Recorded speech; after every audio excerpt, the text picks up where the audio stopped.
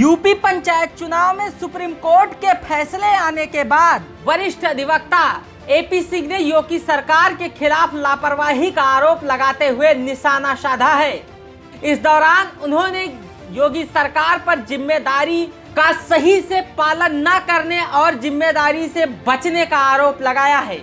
महत्वपूर्ण सुनवाई माननीय सर्वोच्च न्यायालय में थी, जिसको चीफ जस्टिस ऑफ इंडिया ने हेड किया और ट्रिपल बेंच थी।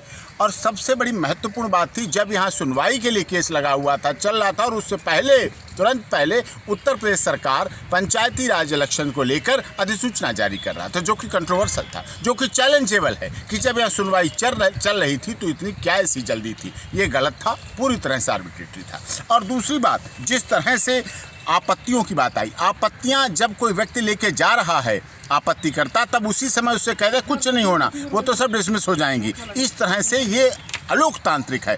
जनता की सरकार जनता के लिए, जनता के द्वारा चुनी जाती है। उत्तर प्रदेश सरकार को भी यही करना चाहिए। पंचायत राज सबसे छोटी इकाई है और सबसे बड़ी मजबूत इकाई है, महात्मा गांधी ने कहा था ऐसा।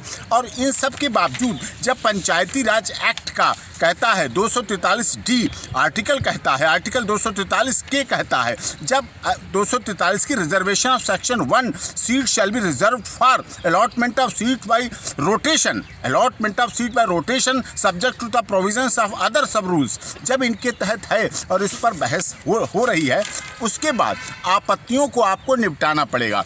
हुआ क्या, जब 1995 में पहले आधारित बनाया इसको, तब भी उन्होंने कहा ठीक है, उत्तर प्रदेश की जनता ने लोकतांत्रिक तरीके से उसको स्वीकार किया। एक पिटीशन उच्च न्यायालय में फाइल होती है, 2015 को आधार माना जाता है। जब 2015 को आधार माना, उसके बाद मानी सर्वोच्च न्यायालय में याचिका आती है।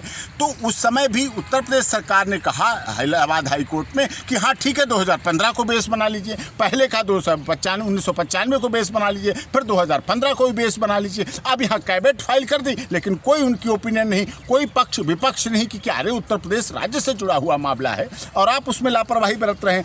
आपत्तियों का निपटारा करना पड़ेगा आपको। मैं एक उदाहरण दिया, मैंने जो सुप्रीम कोर्ट में उदाहरण दिया कि आपत्तियां पहले प्रयागराज में 1995 को लेकर प्रयागराज जिले में 900 आपत्तियां थी, 2015 को बेस बनाया तो 2000 आपत्तियां दाखिल हुई। लखनऊ में 671 पहले आपत्तियां थी, फिर 1000 आपत्तियां हुई। बाराबंकी 537, अब 936। बहराइच में 357 थी पहले, अब 704 हैं।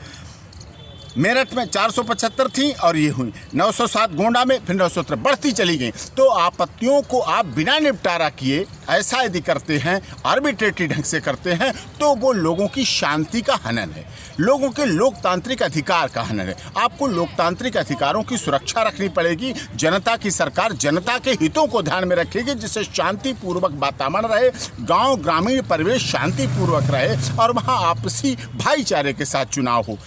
कई मामलों में देखा गया है चुनावी रंजिश बहुत खतरनाक हो जाती है, जो कि नहीं चाहिए। सरकार को बचना चाहिए कि किसी तरह की चुनावी रंजिश ना हो। और इसीलिए माननीय सर्वोच्च न्यायालय ने इन सब बातों को देखते हुए इस मामले को इलाहाबाद हाई कोर्ट के लिए भेज दिया कि वहाँ उस पर हो, आगे सुनवाई वहाँ हो। हाँ, जो अधिसूचना जारी है वो चैलेंजेबल है, वो यहाँ चैलेंज की जा सकती है। हम आपसे उम्मीद करते हैं कि हमारे विद्वानों द्वारा दी गई जानकारियां आपके मन में चल रहे भ्रम को दूर कर रही हैं। सिर्फ पंचायत चुनाव ही नहीं, हम आपसे जुड़ी उस प्रत्येक महत्वपूर्ण खबर को गहराई से अध्ययन करते हुए आप तक प्रस्तुत करेंगे।